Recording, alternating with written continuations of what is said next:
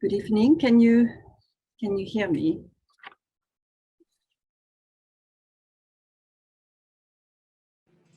Yep, you're good to go. Excellent. Well, good evening, everyone. So from Knoxville, Tennessee, I'm Anne-Hélène Miller. I'm currently serving as Associate Director of the Marco Institute. So I have the pleasure to introduce our distinguished guest speaker tonight, Dr. Monica Green, for our annual Riggsby Lecture Series on medieval Mediterranean history and culture. I would just like to begin by thanking the Riggsby family, Stuart and Kate, especially for their generosity over the year and making this event possible. Stuart Riggsby, as you probably know, was the former Dean of the College of Arts and Science. And I would like to also say that he was a microbiologist. Given the topic of our talk tonight, I think that's important. He would have certainly appreciated the lecture by Dr. Green. So to the Riggsby family, probably watching now, on behalf of the Marco Institute, I wish to say that we are very grateful for your continuous support. I also want to thank Dr. Gregor Callas, the Riggsby director of the Institute, who unfortunately, due to a family emergency, cannot be with us tonight, but for all his work in preparation of for this event, along with Dr. Ryan Goodman, our current program coordinator, Dan Nugent from the Office of Technology, and for my colleagues on the steering committee for their diligent work that led to this lecture tonight. Thank you. I also want to say this event is recorded in case you didn't know. So now I'd like to say a few words about our eminent guest speaker tonight, Dr. Monica Green, who is a historian of medicine specializing in the history of the pre-modern period and the comparative history of global health. Trained in the history of science at Princeton University, she has taught and held fellowships at leading institutions such as Duke University's, the Institute for Advanced Study, and All Souls College, more recently at Arizona State University, and was a visiting professor of the history of science at Stanford University this past winter, 2022. Both her research and her teaching have been honored by top prizes, and she was recently recognized by having a prize named in her honor by the Medieval Academy of America. Among other works, Dr. Green is the author of Making Women's Medicine Masculine, The Rise of Male Authority in Pre-Modern Gynecology, published with Oxford University Press. She also published the Trotula, a medieval compendium on women's medicine, and its English translation with the University of Pennsylvania Press. We are very grateful for making this text more available, and also is the author of an Italian version of the text.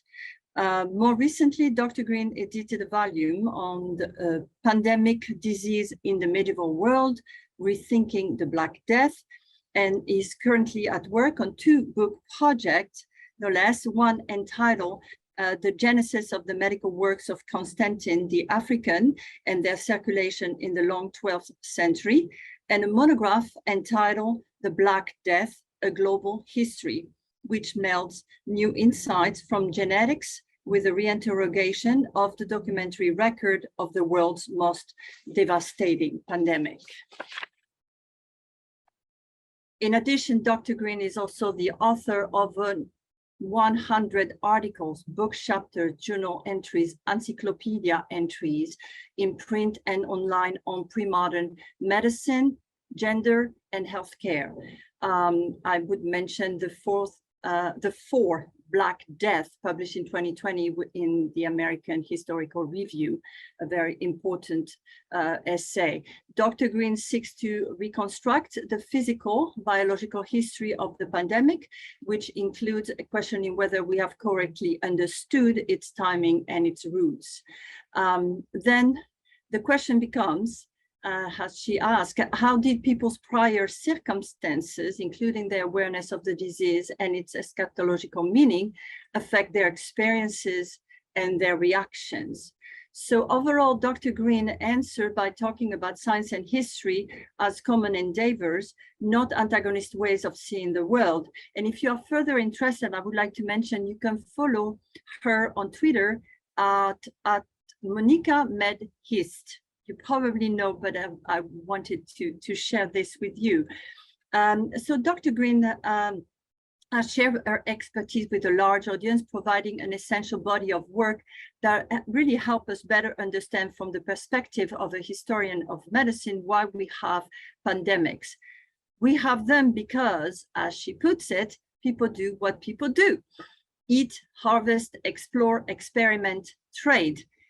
Dr. Green's interest in pandemics is thus primarily from a pedagogical standpoint as a scholar and educator, and here onwards, again, by having a narrative that makes sense, and that can help us make sense not only of the past, but also of the present.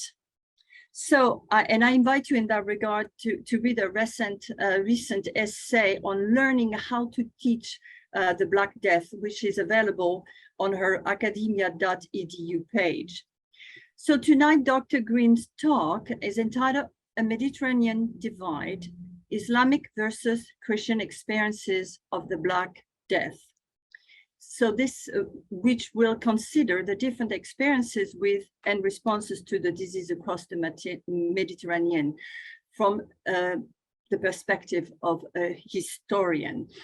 So if you have any question, I just want to say before following the talk, please post them on the chat, and I will gladly read them on your behalf. We're also very happy to hear if you care to share where you're located, and of course your name or your affiliation, as I believe we have quite a global audience tonight. Without further ado, I am delighted to welcome as our 2022 Distinguished Riggsby guest presenter, Dr. Monica Green. Thank you.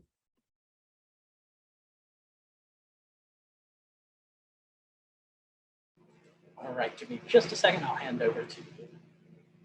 Okay.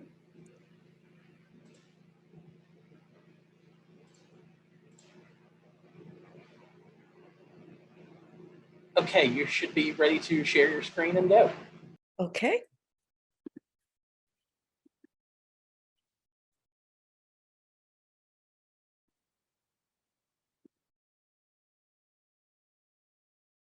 Okay, is that visible now? Yep, that's perfect. Okay, excellent. Thank you, Dr. Miller. Thank you, Gregor Callas, who did all the organizing starting months ago, in fact, for this lecture. Just a couple of preliminaries on my side, which is if anybody does want to live tweet the lecture, they are welcome to do so. You can use the hashtag Riggsby lecture. And as Dr. Miller said, my handle on Twitter is Monica Med Hist, which normally stands for medical history or medieval history, but today I guess it also stands for Mediterranean history. And the other preliminary is I want to make sure that everybody notices the content warning here, that I will be showing just a few slides of human remains. And obviously throughout the talk, I will be talking about questions of mass death. Normally, people put their acknowledgements slide at the end of the talk, but I need to put mine at the beginning because I need to make sure that everybody understands just how much labor and love and generosity has gone into where we are now, where we collectively are as a field in understanding the history of what, in fact, we're more commonly calling the second plague pandemic, and not so much the Black Death. And I am able to do the work that I will be presenting to you entirely because I have had the generosity of these scholars. This is unfunded research. I have not had any dedicated funding for this research. I'm very much hoping that can change soon, because there is very great need for humanists to be involved in this work and to be doing it collaboratively. And the reason is, I don't know Arabic.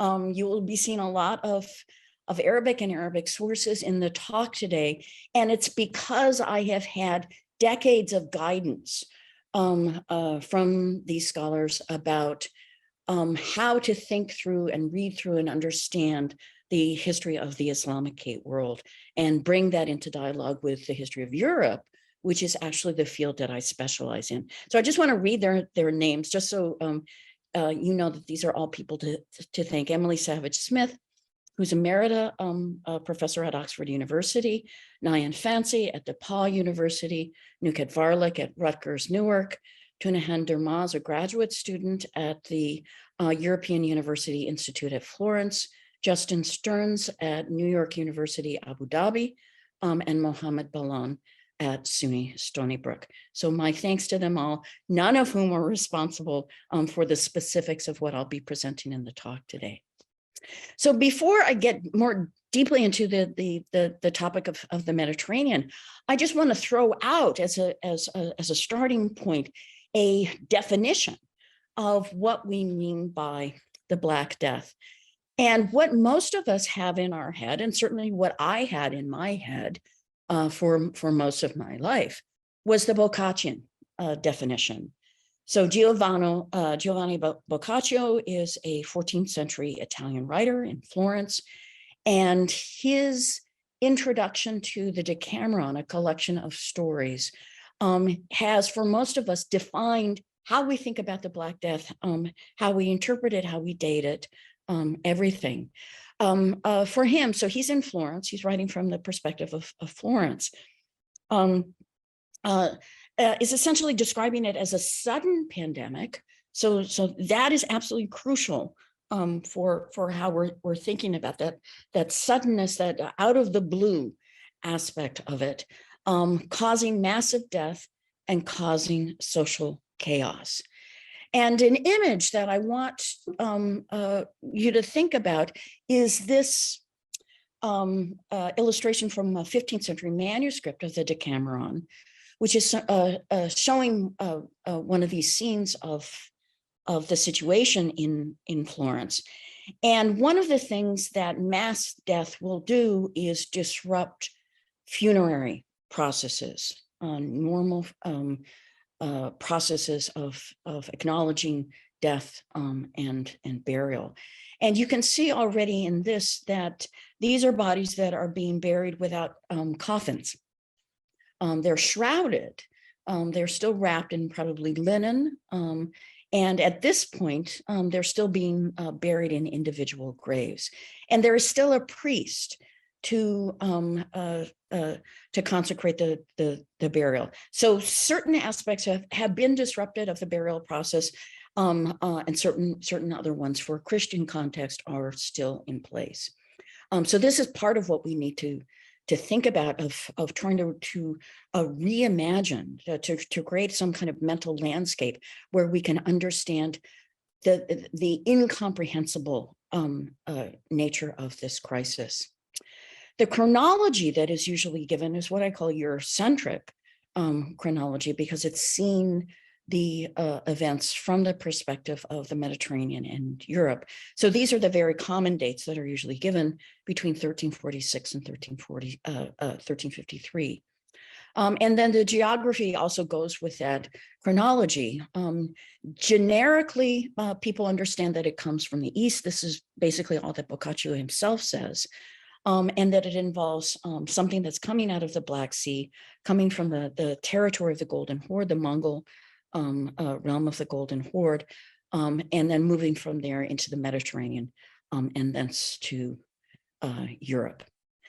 The biological definition, and this is really all the biology I'm going to be giving in the talk today, is entirely new. It's not new in the sense of suspecting that it is Yersinia pestis, a bacterium that causes plague, but basically everything else about the biological definition has come newly into place. So the biological definition, and this is one of the reasons why we're shifting to calling it the second plague pandemic, is that it is the dissemination of a single marmot-derived strain of Yersinia pestis. And there's a very sciencey definition of what Yersinia pestis is as an organism. The dissemination of this bacterium out of its long-term ecological niche in or near the Tian Shan Mountains. And that diagram that I have in the corner is a phylogenetic tree, or a portion of the phylogenetic tree for Yersinia pestis that is indicating this process. So the sudden diffusion of the organism. So 4 new lineages of Yersinia pestis are evolved from this sudden dissemination, and they are distinguished by their new ecological niches. So moving into different rodent hosts, maybe they also have different insect vectors. We don't know anything about that right now. The point is that there is not some sudden virulence that is acquired by the organism, or certainly nothing that has ever been demonstrated in decades of science that has been done on this. These 4 lineages, so those are the upper branches in that tree there. They persist to the present day in plague reservoirs, mostly in Asia, with some strains spreading into Africa and all around the world. So I live in Arizona. We have plague in Arizona precisely because of this late 19th century dissemination of plague out of Hong Kong. From the perspective of the Mediterranean, only one of these lineages, branch 1, reaches Western Asia and then points beyond. And that's why I won't be going into detail about the science today. It's basically, it's one profusion of plague that comes westward. The timing of that profusion is another matter, and we could talk about it later. Okay, so the physical evidence, again, some of this we have known for a long time. Some of it is only been recently discovered, and from almost all of it, the significance of it has only come clearly into view in the last few years. So this cemetery in Cairo over on the left, above is a map showing where in Cairo it is found, near the what used to be the Bab al-Ghuraib cemetery. This has been excavated just in the last 20 years. And below is a photo from the excavation site. So it was established, it had already been suspected as being a site of a cemetery, and that is what they found. So that was excavated just in the last 2 decades. And Prodinus, that citation there gives you a description of what they found. Now, importantly, there was an attempt to study the molecular remains from that site to determine, to confirm if Yersinia pestis could in fact be found in these bodies. Permission was denied by the Egyptian government, and I want to make clear that that is entirely their response, their legitimate response to make, because all of these questions about retrieving and studying human remains have to be done in an ethical manner that meets the criteria of the local inheritors, the local descendants of these individuals.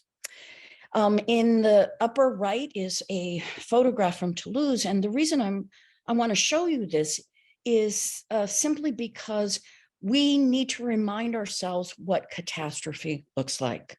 This is what catastrophe looks like. So all of those burial rituals that I mentioned before, partially interrupted in the context of that image from Boccaccio.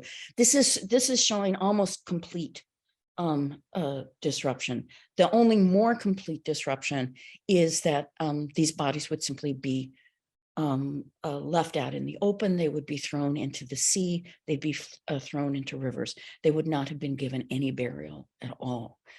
So this is a site from Toulouse. In this case, ADNA, Yersinia pestis ADNA, has been extracted, so we can confirm that this was a site that was caused by a plague outbreak. And then the image below is from Tárrega in eastern Spain, in Catalonia. That's also a cemetery site, which was excavated in the 2000s.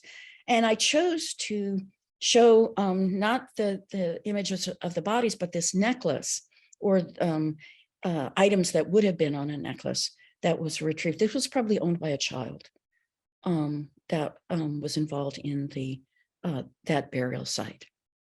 Okay, so to start us off, I want to give you this map, which I found on Twitter, was posted by Stan Westlake, and who was forwarding an image that was actually designed by Sabine Ratoré. And he introduced it as a sideways map of the Mediterranean, a real mental palate cleanser. And that is exactly the response that I had too, even after all of these decades of studying Mediterranean culture, is just turning the map on its side.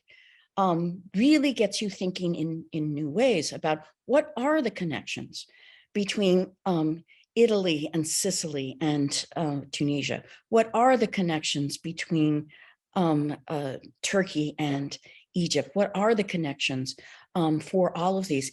And the important thing to remember is that this was a phenomenally intense, probably the most intense site of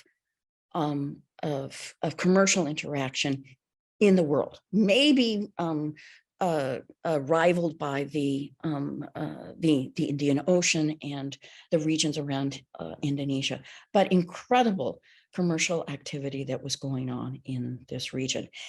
Yet, and this is the amazing thing, and this is why I wanted to quote this from my colleague Nuket Varlik, the Islamicate world in Europe, situated geographically on each end of the Mediterranean, but meeting and even overlapping, were long imagined as regions whose epidemiological experiences were radically different from one another. The larger Mediterranean world was thus treated as a bipartite epidemiological system, one end separate from the other. These regions do, however, represent a unified disease pool. And that's what we need to talk about. All of this region is under the same plague regime, and in fact will be for 400 to 500 years after this point. But the responses to the disease are, in fact, in some cases, very, very different. So jumping now into the 14th century, this is an excerpt from a letter from the Viguier of Narbonne, so essentially kind of the mayor of Narbonne. And that's Narbonne would be near the coast of what is now southern France. And they have received a letter from the good men, the town council essentially of Girona, in northern Spain, asking them to respond whether they have had any incidences of late. You asked us to inform you by letter about the mortality of people, mortalitate gentium. That's what they're calling the Black Death, the mortality of people, which God has allowed to start in Romania, and which has reached the region around Avignon, Narbonne, Carcassonne, so southern France. So 3 points to notice here. One, calling it the mortality. So everybody recognizes this is death. This is death coming into communities, coming suddenly, taking out whole families, whole communities. Secondly, God has allowed it. So seeing that this is some way in which there is divine intervention in this catastrophe. And third, they recognize already that it has started in Romania. And Romania, as they understand it, is essentially this region of what we would call Turkey and the Black Sea region. So they understand that what they are experiencing in France is part of something that is enveloping this whole region. What we want to talk about then is if they already understand this, so right at the beginning of the pandemic, if they already understand that everybody's involved, why is there a differential response to it? Now, I'm not going to go through all the elements of this timeline. I am going to post after the talk this text of the timeline, as well as a bibliography of items that I'm mentioning in the talk, but we can go through these. So jumping first to my first example, Cyprus. The path of rumors is something that epidemiological historian Anne Carmichael has suggested, reminded us that we need to keep in mind, is that when we are dealing with human documents, human reports about a disease caused by an invisible microbe, then what we're talking about is rumors. We are talking about what people perceive, what people have heard, what people think that they have heard or perceived. And this is why having the science to essentially kind of come in under this path of rumors and potentially tell us a different story is so very important.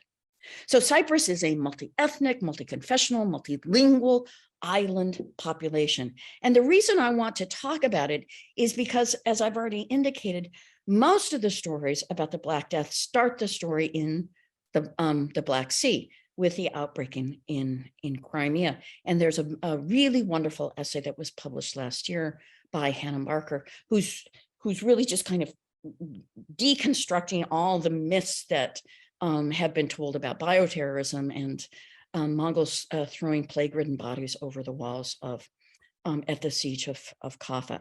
So plague is clearly involved here, and it's clearly moving out, but there is no evidence whatsoever of bioterrorism.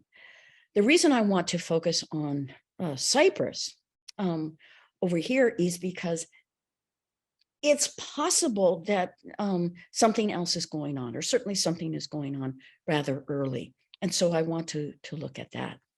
So over on the right side is a snippet from a map by Michael Doles, published in 1977.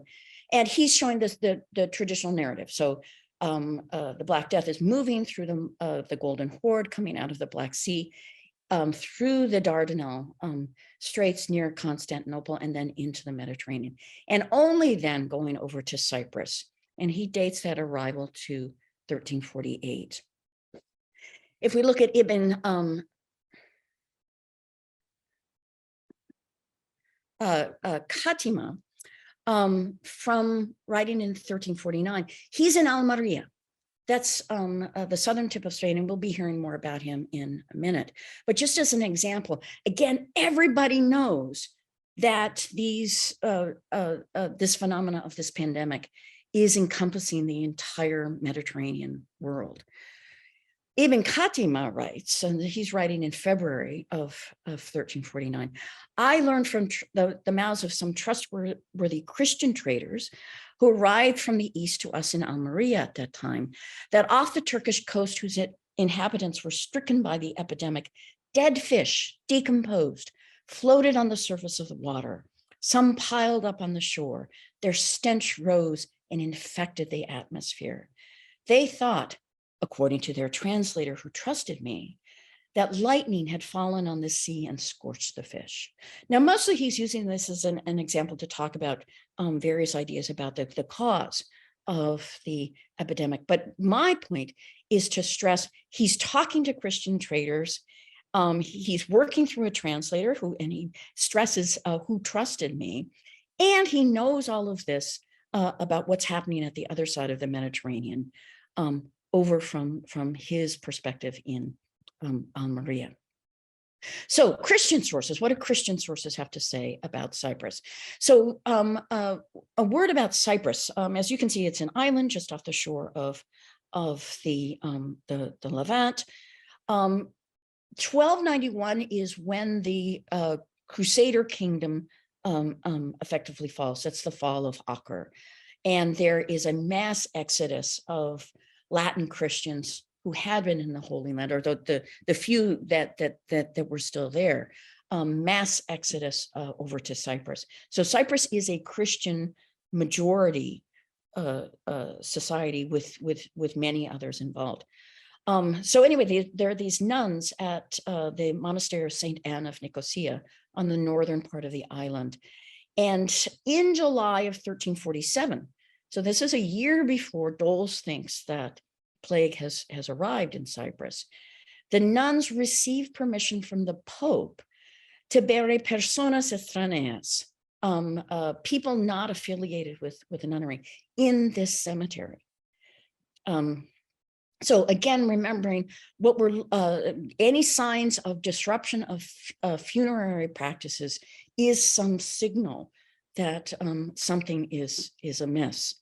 Now, their request must have been submitted to the Pope, who's now in Avignon, not in Rome, months before.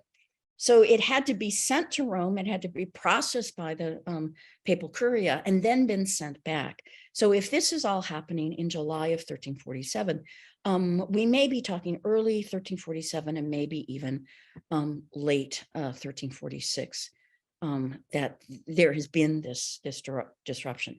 There's not explicit mention of plague at this point. By April 1348, we have some funerary slabs from another nunnery in Nicosia, the Nuns of Our Lady of Tortosa, which is showing a peak outbreak. So basically, there's been a mass sudden death, but still enough time to prepare funerary slabs. So not complete chaos. Okay, so those are our earliest Christian sources. There are others that refer to events later. In terms of the Arabic sources, Ibn al-Wardi is writing in Aleppo, and we know his exact date of death. He dies in March of 1349. So his account cannot be any later than that. So he's a historian. He's writing, as many Arab historians do, in this period, he's writing in analyst fashion. So writing, here's an entry for 1 year, here's an entry for the next year. So generally, one can assume that the events that are put in 1 year actually happened in that year. And for the year 747, that's the Hijra calendar. So between April 1346 and April 1347, and possibly referring to the specific month of Ragab, which would be from October to November. He says, the epidemic occurred in the region of the Uzbeks, so that's again the Golden Horde, and pierced the villages and cities of people. Then the epidemic arrived in Crimea, again, reinforcing the narrative that we already have, such that it so happened that in a day, around 1,000 funerals were taken out. This was reported to me by a reliable trader. Then it arrived in Rum, so Byzantium, and killed many. A trader from the people of our city, Aleppo, who arrived from these regions, informed me that the judge of Crimea said, we counted the dead from the epidemic, and they were 85,000, and others who we do not know. And then, and this is the last part of his statement, the epidemic today, now, is in Cyprus, as well as tremendous inflation. Now, the fact that he says it's today or now, does that mean that he's not putting it in the same time frame of the other occurrences in the Crimea? It's unclear, but the point is that he includes it with this year, and he's saying as well as tremendous inflation. So the effects are already being felt from the perspective of what he can see in Aleppo. Another historian who's a contemporary, who's in Damascus, is Ibn Kathir. And he reports that in Damascus, the news has arrived that majority of the population of Cyprus has died, noting that the majority of these were Franks. So again, they understand that Cyprus is a majority Christian community. And so the question then becomes why is it significant? Why do they even know what is happening in this other region? And then the most telling evidence is al-Makrizi, who's a historian in Cairo, but he's writing a century later. And he reports that the epidemic spread to the region of the Franks. It first struck animals, so sounding like those fish in the sea, then small children and adolescents. Faced with the danger of this mortality, the Franks of Cyprus gathered the Muslim prisoners who were in their hands and devoted an entire afternoon until sunset to massacring them, for fear that with the Franks about to disappear, the Muslims would seize Cyprus. No other source that I have yet been able to find corroborates this story of a massacre on Cyprus. But if we go back and think about what Ibn Kathir said and what Ibn al-Wardi said, why is it they even know what's going on in Cyprus, and why is it significant enough to include in their annals? So this is an issue that will need to be investigated further. What I want to do, though, is contrast this with another thing that Ibn Kathir is a witness to, as is Ibn Battuta, the traveler who has just returned from his travels of 20 years in Asia. And Ibn Battuta has passed through Damascus, going north, sometime between January and March of 1348, and there's no plague there. When he returns in June or July, plague has arrived. And so this is in this interim period is what Ibn Kathir is talking about. And the gist of it is that all the peoples, or the peoples of the book, so the Muslims and the Christians and the Jews, gather together for what seems to be several different events of expiation, of prayer, and come together. They fast together. They gather together to recite a prayer, and they also do a procession to one of the mosques in Damascus. And this is the assessment that Mirza made in a very nice article he wrote in 2020. The medieval population of Damascus responded to the medieval Black Death in a similar way as they did to droughts, and thus put plagues in the category of natural disasters. Because natural disasters came from God, or were part of his divine decree, worship was directed solely to him in lifting the disease from the land. The natural disasters were not seen as having originated from other groups, such as minorities, so we do not see large-scale scapegoating. And that is at least what we are able to find now, the common thread of the response to plague in the Islamic world. Now, jumping over to the experience in Al-Andalus, and looking in more detail at Ibn Khatima. And what is absolutely crucial, and this is a big part of the argument that I'll be putting in my book, is that I believe that what characterizes the Islamic response, to call it religion, I think is oversimplifying it, because it's the whole culture. Plague in Islam is an uninterrupted tradition. It's an uninterrupted tradition, not of experiencing plague every year throughout the period of the Middle Ages. It's an uninterrupted tradition in thinking about plague.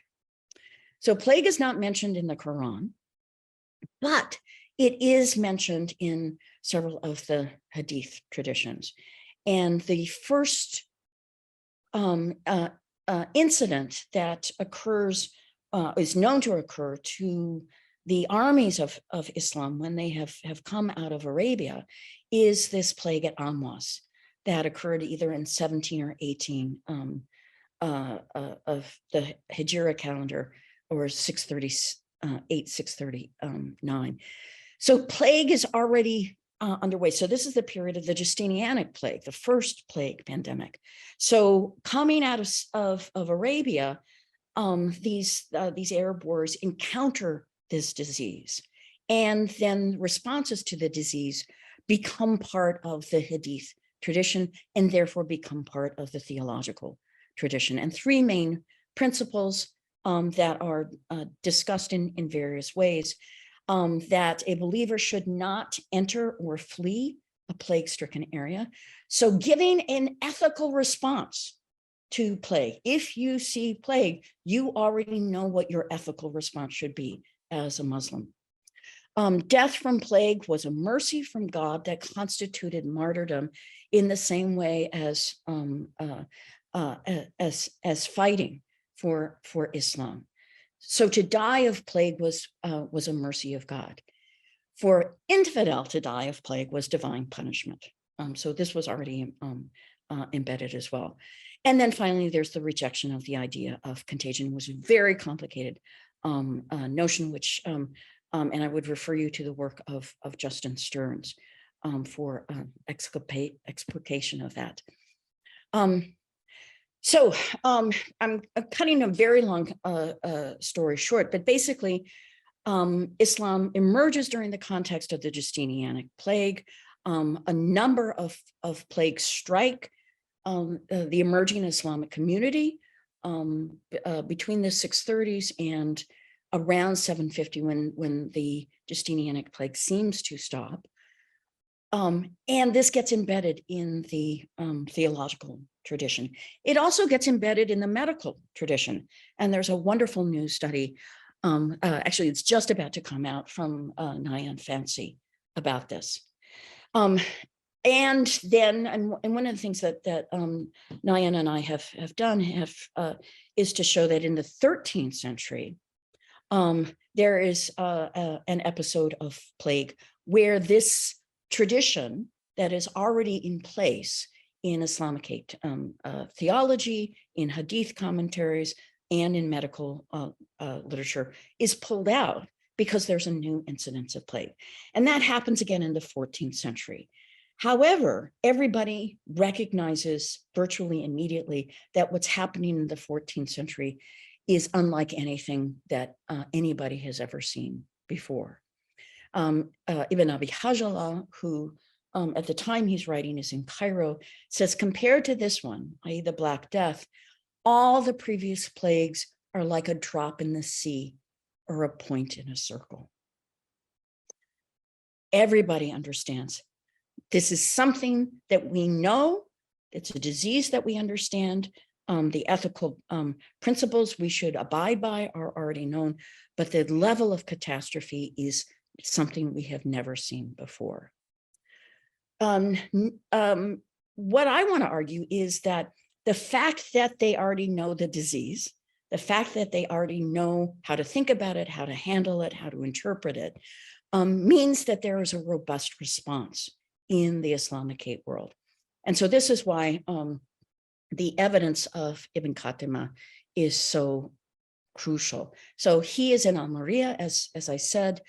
According to him, plague arrives at the beginning of the month of Rabi al-Awwal, so about the 31st of May in 1348. By the middle of February 1349, he has already completed his plague treatise, which I think is as significant in its way as anything John Snow wrote about cholera in the 19th century. I think it should be considered a classic of epidemiology, and it is a shame that it has never been translated into English. One of the things he says is these differences. So people are talking about the differences in the effects of the disease in different regions. These differences regarding propagation clearly show that it is a phenomenon common to all climatic zones and to all regions. Their cause, but God is the most knowledgeable, is that the inhabitants of any region, whatever it may be, believe that the epidemic had started among them. The news spread, then it was replaced by those which followed the arrival of the disease. So this is exactly that rumor that spread by rumor. So this is why there are different accounts, is simply because people are experiencing, perceiving things differently. What caused it, according to Ibn Khatima, the fact, first and foremost, the fact that people did not heed the words of God Most High. Again, recognizing this is sent by God. Then he goes into the physical explanation to say that it is altered air then weakens the heart, and then the body becomes cooler because of the weakened heart, and then it starts absorbing heat from outside the body and becomes feverish. He also talks about miasma, about the ways in which rotting things, rotting plants, rotting garbage, rotting corpses create putrid vapors which spoil the air. So its effects are variable because of the terrain. He interprets this entirely as a matter of, this would be a typical Hippocratic airs, waters, places interpretation. Is it depends on where you are. Are you on a hill? Does the hill receive the south wind? Are the waters cold? All of these things. So these are in fact typical. My point is he's immediately able to call on this tradition and implement it. Why this eruption of the epidemic affected Almeria before other regions of Muslim Andalusia? It's because of again the essentially the topographic layout of the land. He never raises the possibility of its having been imported by maritime commerce, and he never blames anyone. Is it contagious? He talks about contagion, and as I said, that's one of the things that is debated in the Islamic tradition. And basically he says yes, is that in a household you see that if someone is sick, the healthy individual will not live durably near an ill person, surrounded by illness without being struck in his turn and suffering from the same disease. It is an almost absolute rule. And this is the way in which someone who is sick, a patient, actually creates their own miasmatic air surrounding them. So it arises from the body of the sick. So again, he's working through all of these questions. What I found, among many things that I found astounding about Ibn Khatima, is that he's also collecting. So within this 6-8 months that he has to put together this treatise from the time that it is arrived in Almeria, he gathers all of this information. He must be talking to people constantly to put this information together. What other country, he says, among Muslims or Christians? So again, he's looking at the whole Mediterranean, not just the Islamic world. What other country has a death toll like ours? According to the tradition worthy of faith, in a single day, there died in Tunis, in Algeria, 1,200 souls. In Tlemcen, Tunis in Tunisia, Tlemcen in Algeria, more than 700. In Valencia, Christian Valencia, on the day of Ansra, the summer solstice, nearly 1,500 souls died per day. On the island of Mallorca, on May 24th, died 1,250 inhabitants. The number of survivors after the passage of the epidemic was estimated at 1/4 of the total population. From what we have learned, it was so in other countries, large and small. So he's gathering this tremendous information. Among his contemporaries, he's also gathering information from the past. And this is why I wanted to give you a sense of the structure of this treatise that he writes.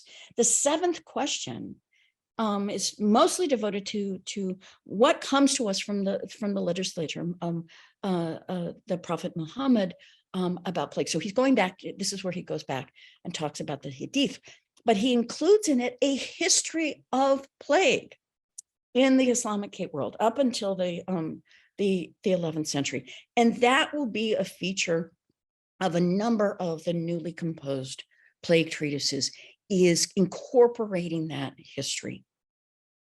Again, as I said, I will put information in a sheet on my webpage, so we don't need to go through all of the details of this, but this is just the first 2 decades after the Black Death. And these are only the texts that we know about. Obviously, there's no way to tell how much might have once existed. But, and this is the important thing, is that Ibn Khatima is actually fairly isolated. He doesn't know all the latest medicine in Almeria. He doesn't know, in fact, the latest hadith commentaries. But he has enough of this Islamic hate tradition to put all of this together. And that's essentially what all these other writers are drawing on too, is pulling on traditions that they already have. So the Christian tradition, it's essentially summed up with plague amnesia. The Christian world had also suffered from the Justinianic plague, but the Christian world forgot.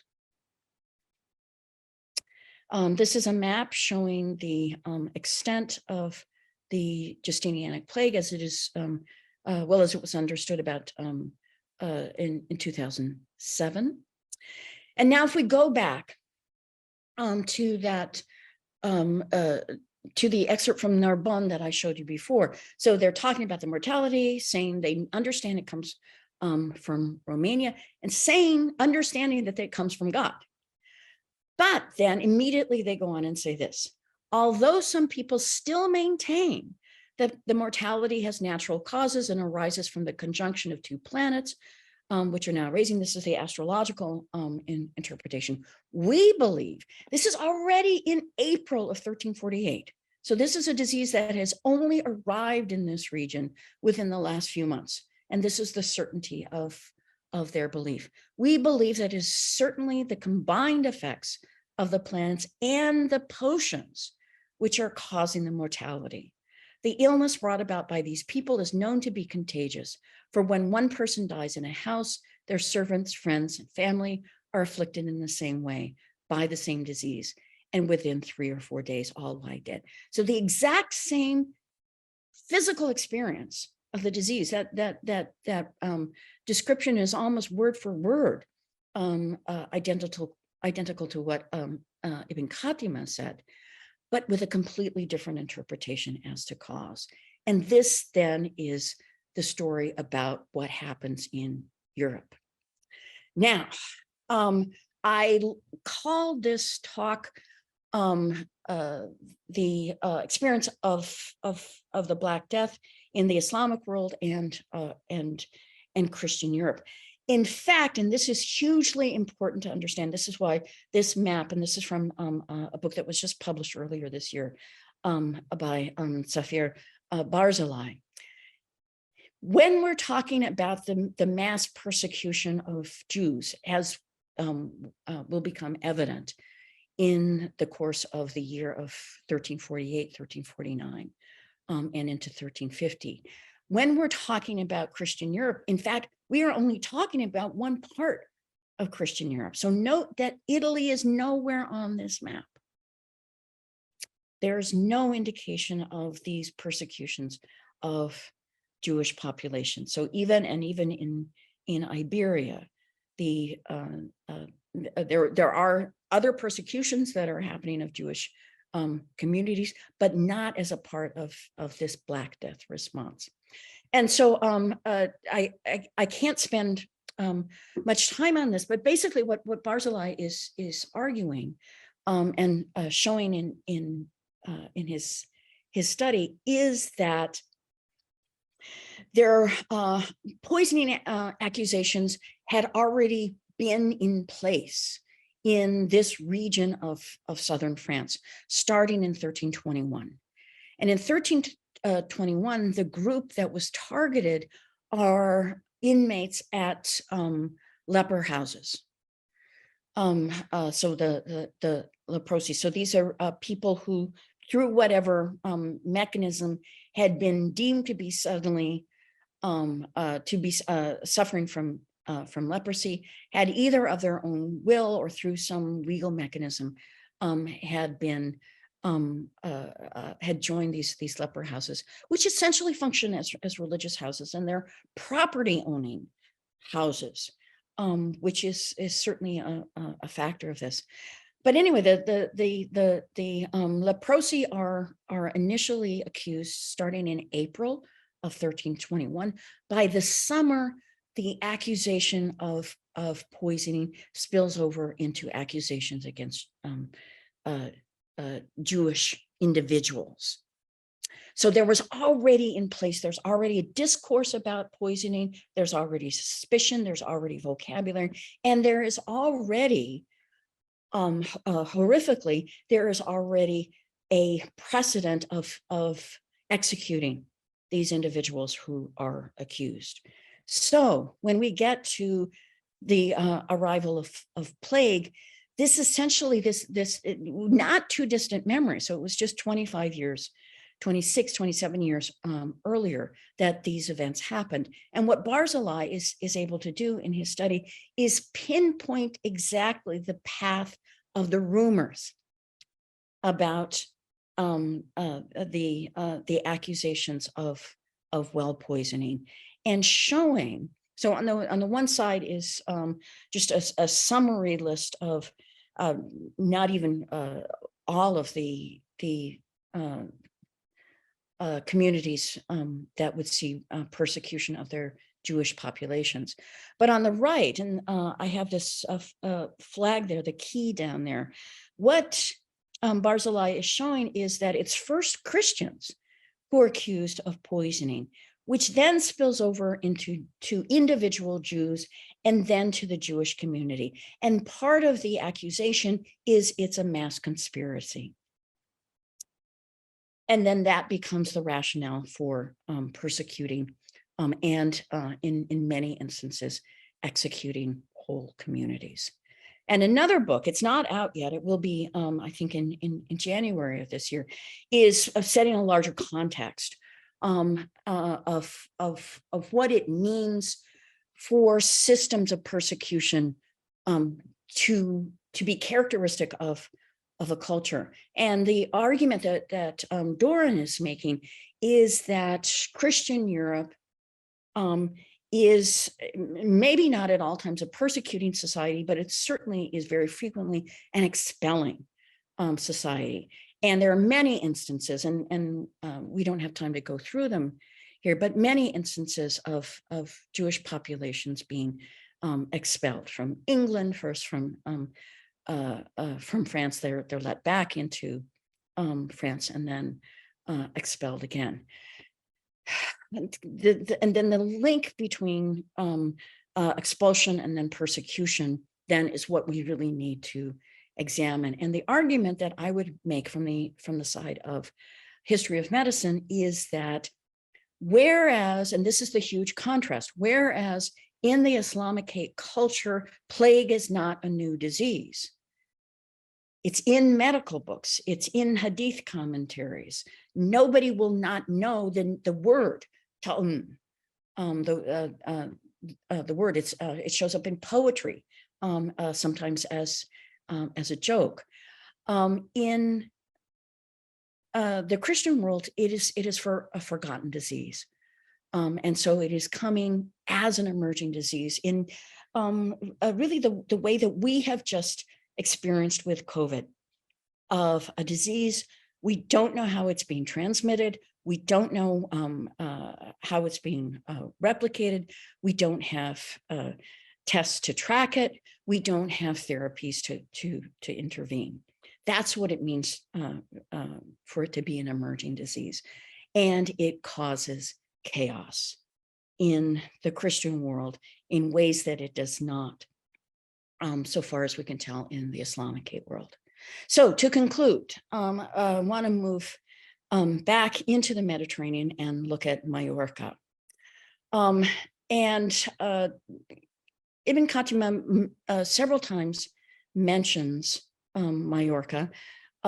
Plague, we can, because of local sources, we can document that plague arrived there certainly by the second half of February of 1348. And already the immediate response is that the governor orders the inspection of ships that are coming from areas that are already stricken. So Romania, Sicily, Sardinia, Pisa, Genoa, and and Provence. One product of Majorca in the subsequent decades, this was the very, very famous Catalan Atlas, which is produced in 1375. And one of the amazing things about the Catalan Atlas is the way that it is pulling together evidence, not simply from Marco Polo, actually, is one of the main sources that gets used for kind of the more fanciful elements of the map. But the author, the creator of the map, Alicia Ben Abraham Cresques, is also using merchants' accounts. So this dialogue. And I just want to go back and remind us of Ibn Khatima gathering information from so many sources, from Christian and Muslim. So he's reporting, as we already saw, evidence for, I mean, literally counts, body counts from Tunis, Tlemcen, Valencia, and of Majorca. He also recounts a postmortem autopsies that are being done in Majorca, saying that they opened up the buboes of this kind and uncovered the vessels which brought blood from the heart. This story is attested and authentic. He also recounts the epidemic's abatement. So it is already stopped in Majorca by the time that he is writing. So to answer the question that we looked at, was there a divide in the Black Death? And the answer is no and yes. Yes, this was the same disease. It's absolutely 100% clear that all parts of the Mediterranean are experiencing the same disease. And it is being carried, we understand now, by these common networks of trade and the common commodities that are being traded. Those same networks are also sharing news about it. And I would give anything, any historian would give anything to find the merchants' newsletters, which I think, I have no doubt, existed, that were carrying this news around, precisely because in some of our chronicles that are written slightly later, they're repeating the same information. So there must be some kind of standard network of news. There are also shared medical traditions, common concepts of epidemics, modes of treatment, and drugs. However, I would add, which I didn't have time to talk about, there is a major translation movement of translating Arabic medicine into Latin.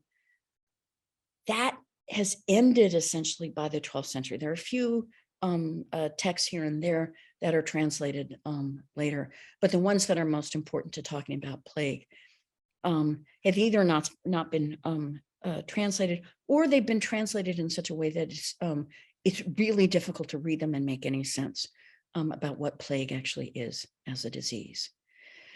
On the side of saying that there is a real divide, I would say that language is very real, for precisely one of the reasons that I said. There is no evidence that in the Islamic world that they are reading the works of Latin writers. And aside from the period of translation, there's very little evidence that Western Christian physicians are regularly engaging with Islamic medicine. So limited access. So whatever new things have been learned about plague because of the 13th century outbreaks, none of that gets conveyed to the Latin world. And in terms of religion, there is obviously no shared tradition of discussing the plague hadith. There are different cultural memories about how God's judgment could be manifested, and there are different traditions of granting space to religious minorities. So my sense, and that has been heightened from what we have been going through now for almost the last 3 years, is that history matters.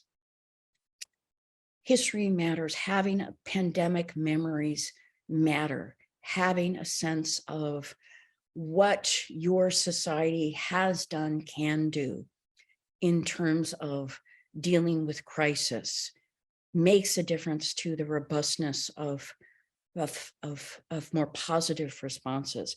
Was the Islamic world any better able to control plague than the Christian world was? I can't say that that they did, and I can't say that really anybody would have had any mechanisms to do that, given the nature of the disease. But we don't find evidence of persecution on top of the already devastating mortality from the disease. So that's what I would like to leave us with. Thank you so much for listening, and we will now be able to deal with questions.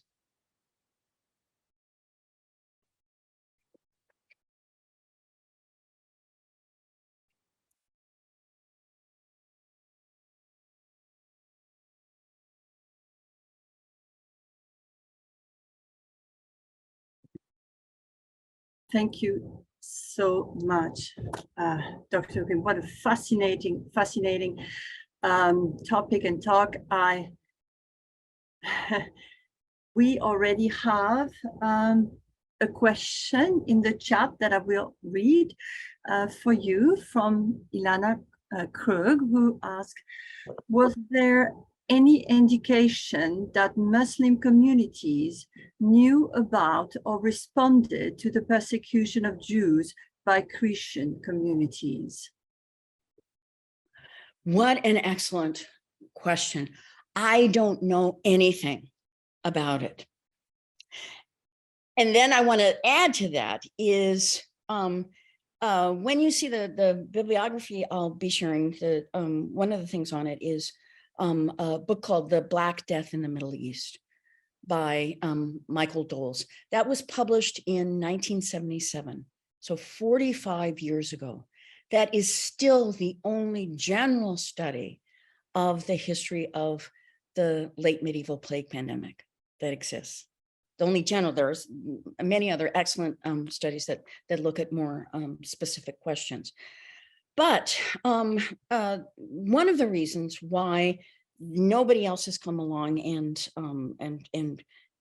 revisited that general question is because there has not been editing work. There has not been the basic humanistic editorial effort of editing texts, publishing texts. So of that list I showed you of the treatises on a plague in the Islamicate world, only one of them is currently available in English. Only one. There's maybe half a dozen that are available in partial form, at least, in other European languages, so in French and in German. Others have been edited in the sense that the Arabic text has been transcribed and published, not necessarily in a critical way. There's a major undertaking going on in Turkey right now that is collecting all the evidence, so listing all of the manuscripts, identifying the authors. It's a massive work. Arici is the main author, and he published a kind of a précis, an initial list of the project last year. That is simply going to transform anything that we're able to say.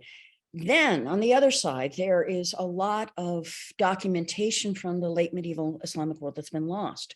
So where would we find something like that would indicate some knowledge about the persecutions and so forth? And remembering too that none of those persecutions are happening in Italy, which will continue to be one of the main sites of direct mercantile interaction with the Islamic world. So how much the news was circulating even within Europe, it's not clear. I mean, so the Pope, or certainly someone at the papal court, knows about the persecutions very early on. But to what extent that information is being gathered or communicated elsewhere, I don't know. So that's the main response is, I don't even know how much there is news. By 1350, however, I mean, this is actually a question I have asked is, it's a question I'm asking with all the aspects of the Black Death work I'm doing is, who knew what when? And at what point are stories congealing as stories? So the stories about the persecutions, at least among, say, German writers, by 1350, this is already showing up in chronicles of, yes, there was mass execution of Jewish populations, some of them saying it with relish, as horrific as that might be, of saying that this is an extermination that they are glad to see. But those are very local chronicles. And to the extent that they're known outside of Germany, to the extent that they're even known outside of just their local circles, is unknown at this point. However, and then just to finish the response, I still have no idea how Al-Makrizi, if Al-Makrizi was giving in any core of his story about the massacre on Cyprus, if any core of that was true, where did he get it? Is it only because that information was circulating in other Islamic circles? Is it well known among the Christians? As I said, I have not even been able to corroborate it with any other sources at this point. So yes, that I think that is a very big question and a very important question. Is who knew about this? Certainly within Europe, Pope knew, kings knew, and there were attempts to intervene. Thank you. We have, as anticipated, numerous questions. I continue in the order I received them. Have you found any correlation from Ian between how Europe and the Middle East related to and respond to pandemic then and now? Big question. Obviously, the pogroms in southern France, but any other observations? Justin Stearns, I remember a year ago, maybe a bit more, shared information about a hadith collection that had been put together for COVID. That this is Islam. This is a living tradition, and people go back to the hadith and still. These are in some cases eternal questions of what are our moral obligations. What should our moral expectations be of ourselves and be of others in times of epidemic crisis?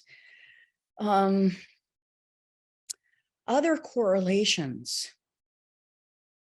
I really wouldn't be equipped. I don't study modern Islam, and I have not been keeping up with that aspect of the pandemic in terms of religious or strictly ethical responses to the pandemic. There's what I've been talking about. I've keeping a very strict focus just on the initial strike of the disease, or what seems to be the initial strike of the disease in the 1340s. There will continue to be a history of responses, but what I see, and I don't know if Nuket Varlik is in the audience today or not, but what I see are continuing ways in which language remains a barrier. That we continue to have, so that list of plague treatises continues. Most of those texts continue to be copied, continue to be relevant, and then new texts are always being are always being created, because plague remains a phenomenal problem for the entire, basically all of Eurasia and North Africa for 400 or 500 years. So these questions never go away. Yes, it would. Someone else would be better equipped to answer that question. But the one other thing that I would say is that I don't think anybody has articulated what I've been stressing today about the importance to the Islamic tradition that they claim their own history, that their historical understanding about plague is part of their response. I don't think I don't recall having seen that point being made in other discussions about plague at later periods. Thank you for the question. I have a question here from Tina Shepardson, who asked, do you know how this would look different if you consider the Syriac-speaking or Greek-speaking Christians in the Eastern Mediterranean in relation to Muslim responses rather than Latin Christians? Mm-hmm. Syriac community, for example, John of Ephesus remains a key text, and his discussion of the 6th century plague could have kept that visible to his later church. Mm-hmm. Wow, excellent. This has been amazing for a couple of reasons. Number one, I've been in dialogue for the last couple of years with a late antique scholar, Peter Saris, and Justinianic plague studies has been developing in many of the same ways and for many of the same reasons as second plague pandemic, and that's because of the retrieval of Yersinia pestis, retrieval of the ADNA. And one of the things that Peter Saris and others, Misha Meyer has written on this as well, is saying that in the Byzantine tradition, in the Byzantine literature, there remains up to the present day, there remains a rogation for plague. In terms of the Syriac, I have a specialist on Syriac who will be part of a new project that is just getting started of looking for more information about what is still a terribly documented prehistory of the Black Death, of looking at the period between the 1260s and the 1340s. And this is actually one of the reasons why I think that the Syriac tradition, the Armenian tradition, the Persian tradition, none of which have been thoroughly examined for plague treatises, for references to plague. I think it will be tremendously important to get that work being done. And again, most of that is traditional philological humanistic text analysis work. But as so many humanities programs are being slashed, this kind of work it's just really hard to get things going and to get people to dedicate their time without funding for this work. But yes, absolutely. Those are precisely the areas where we need to be looking, and we need to be looking at the continuity in vocabulary, the continuity in text. But one of the things that I would stress about the Islamic tradition is, and this is something that we're starting to ask questions about too, is to what extent do you have to have continuing crises or periodic crises to essentially refresh your memory, to remind you, oh, this happens. Oh, things can actually get really bad. Oh, we have texts that talk about this. We have vocabulary to talk about this. What I cannot say with any knowledge right now is there a continuous Syriac tradition? in terms of talking about plague. So the availability of texts, and in Christian Europe, they will eventually dredge up some older texts. They will, recover Paul the Deacon. They will recover, and some of these things hadn't been lost, but their significance for talking about pandemics had not been elaborated. So yes, thank you for the question, and it is definitely a question that is being investigated. Thank you.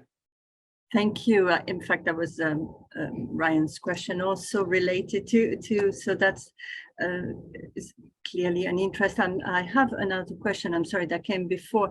Do you know, from Ali Richardson, do you know why the Latin world lost the history of the prior plague? Oh, this is actually a debate that is sort of going on among late antiquity people themselves, of to what extent was it seen as a plague?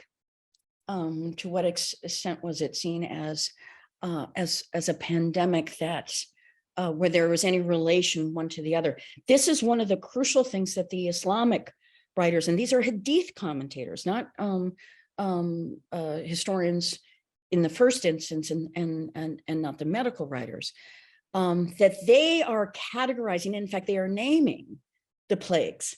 So the plague of the maidens, the plague of the torrent. They actually assign names to these separate ways of plague that are coming through the late antique world.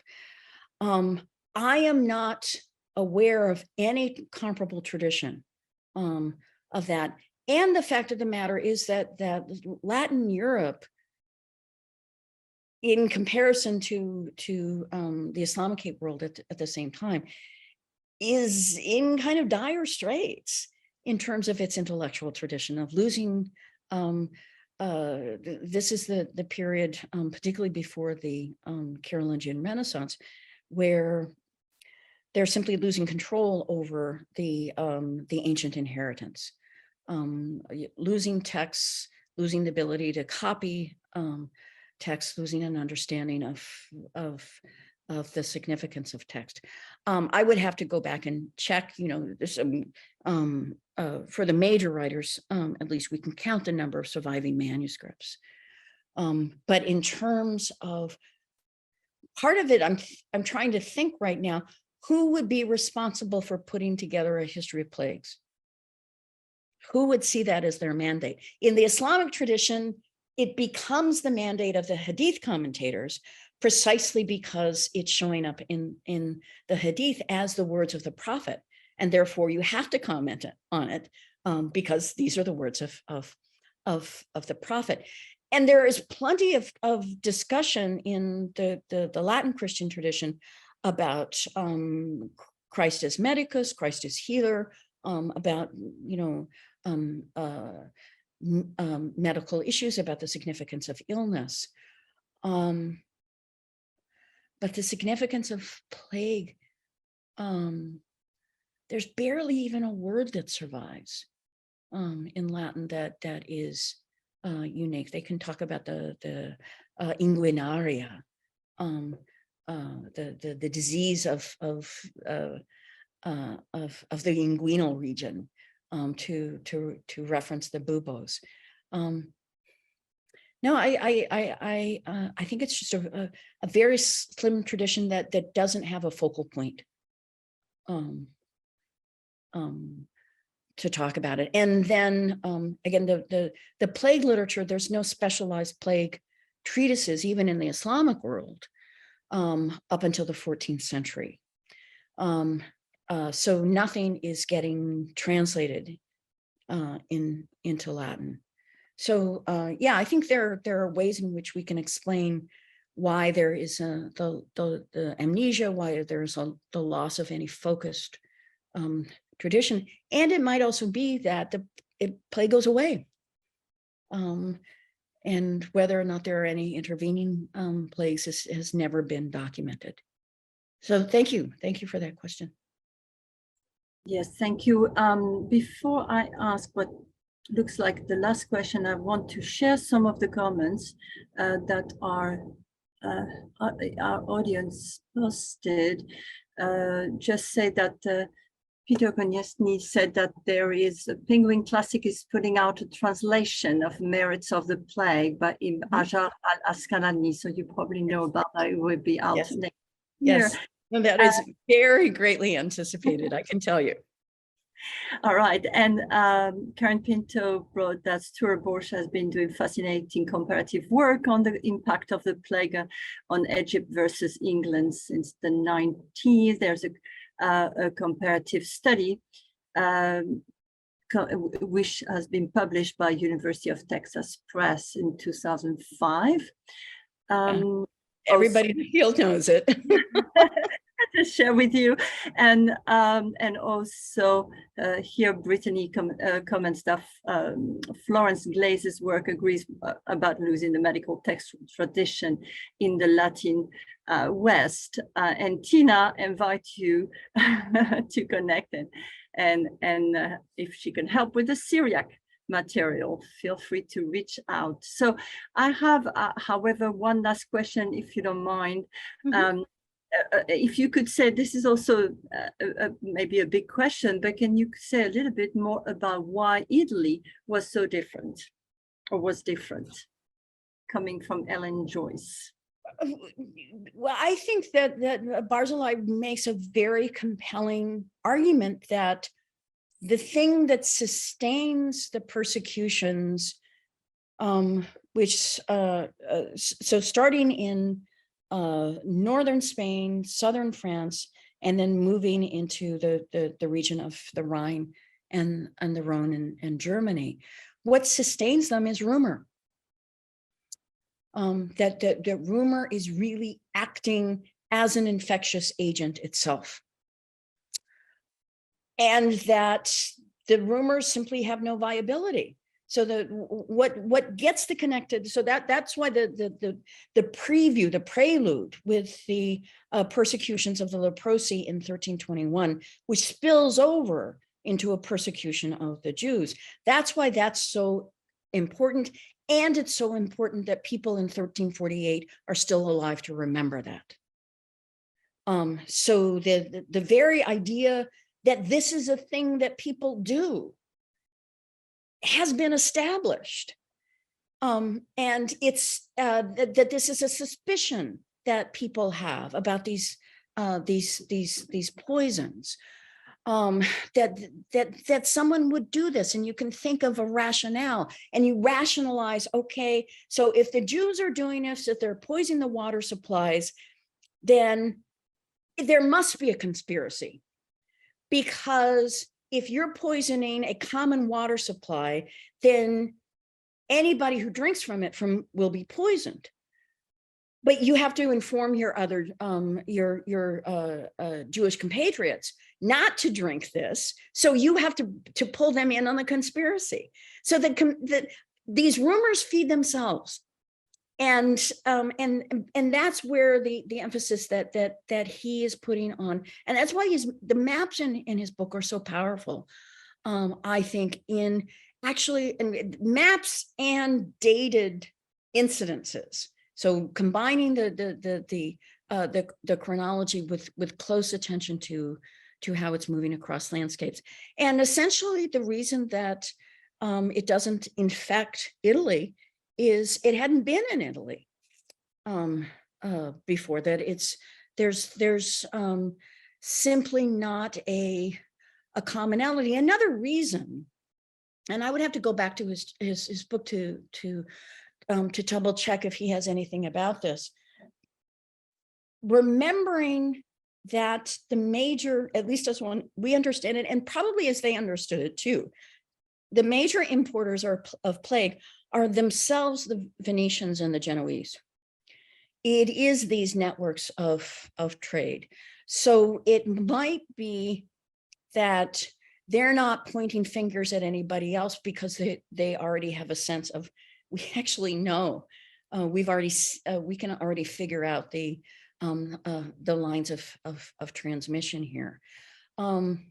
So that may be an element too. But I think it's just something that all of us who teach the history of the Black Death, we should probably start every teaching session by showing that map, and reminding everybody of, if you're going to paint a picture about Christian Europe, that in fact, this is not a phenomenon of Christian Europe altogether. It's a phenomenon of a very particular chain of links that move into central Germany and connect with a lot of other things that are going on. So, Sam Cohn has also written about this, or these elites that are essentially kind of making up this conspiracy.